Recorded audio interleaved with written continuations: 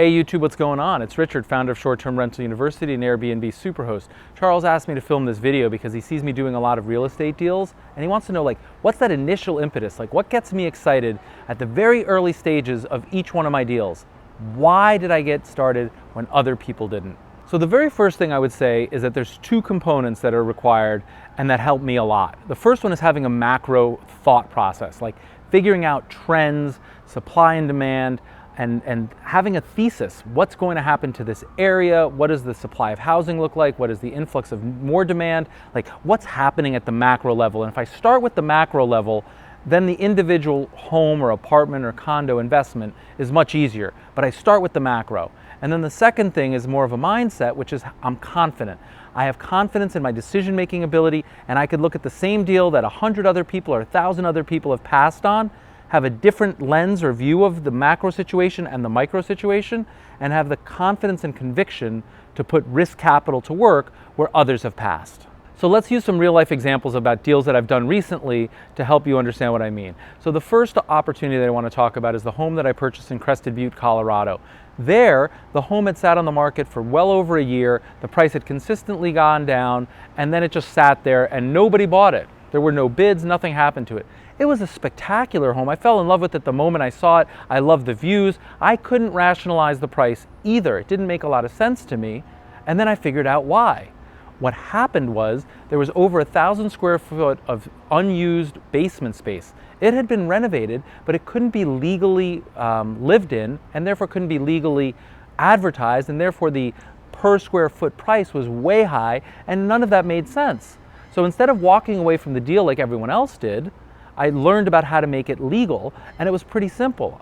We invested $40,000. We created an egress with ladder to exit in case of a fire, created a little roof over that so when snow and so on fell, you could still exit safely. We got a building permit for it. We got a C of O issued for it. It's all perfectly legal.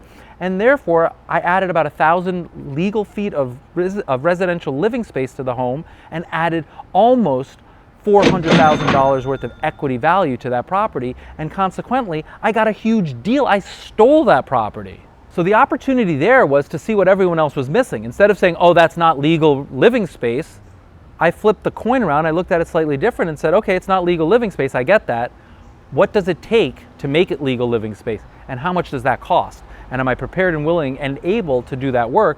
And the answer was a resounding yes. Next, let's talk about Jackson Hole, which is a pretty straightforward supply and demand issue. What I liked about Jackson Hole, besides the quality of life and the fact that I wanted to live there and so on and so forth, we're talking about purely from a real estate investment perspective, was very limited supply and almost insatiable demand. People love Jackson Hole. People are coming more and more. The word is getting out. I wish it would slow down, for my own personal enjoyment and satisfaction. But from an investment perspective, the secret's out. People are coming there. They come year round and it's amazing. And what's cool about Jackson is that 97% of the area is protected by national forest and state forest and will never be developed. So therefore only 3% of the land will be developed. Most of it has been developed, and very small percentage of that 3% is legal to short-term rent. So I focused all of my search and energy in basically like a 3% island. If you think of Manhattan as an island, you can think of Jackson Hole as an island. There's no more land, and most of it's built, and then almost none of it is short-term rented. That's a perfect investment climate if you have my macro thesis that the secret is getting out, more people are coming. When people come, they need places to stay, and short-term rentals is the way that travelers and tourists and visitors like to stay, and that's growing. So even though the price per square foot is high, I'm of the opinion that I will monetize it, I will be cash flow positive, and also the value of my property will appreciate as scarcity value increases. And finally, let's just turn to the deal that I'm working on right now, which is in the Outer Banks of North Carolina. And it's also supply and demand, but more specifically, it's a mismatch of supply. The supply that is there is for a large family or a large group, or for people that have been going there for a certain period of time, and they just keep calling the rental agency and relisting it Saturday to Saturday. Well, I'm of the opinion, again, having a macro view and also confidence, that the trends that I'm seeing in the rest of the US and the rest of the world, like Airbnb and overnight stays and short-term stays, it just hasn't migrated to the Outer Banks yet. But I believe it will. And so therefore, I want to be there early. And we just filmed a video. If you haven't watched it or Charles hasn't put it out, look for it. It's about the confidence to build that. Just because the product doesn't exist and the demand hasn't been met yet because like nobody's done it yet, I want to be one of the first to do it. I'll innovate. I'll put my risk capital to work because I have conviction and confidence that my thesis is correct. So the one thing I want to clarify is there's a ton of people that do go down to the Outer Banks and they go for the weekly rental, and that's fine. They may never change. But the opportunity that I see is in a niche, a very small subset. The surfer community, the kiteboarding community, they're really cool people. It's a culture that I want to be in and around, and so I'm going to create the opportunity that I see because it just doesn't exist.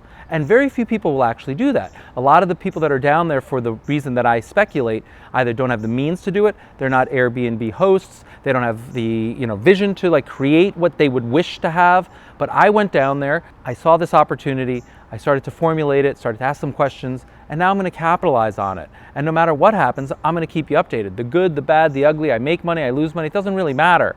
In fact, we may have some co-investors from STRU members, and we're all going to be talking about it. So the point is this: just because other people have looked at the deal or the opportunity or the space is crowded or the prices are high or it's sat on the market for a long time, that does not mean to me that there's no opportunity. Just the opposite. Sometimes the best opportunities are in the things that people missed because I have a different thesis, a different view, a different creativity, a different opportunity. I create my own destiny, and you can too. I hope you found this video helpful. Share with me what you're looking to do or what you've done, how you've monetized opportunities that others have missed, because that's how we all learn, we all share, and I really appreciate you and your time and attention. I'd like to like you. And if you like me, go ahead and like the video and please subscribe. Thanks.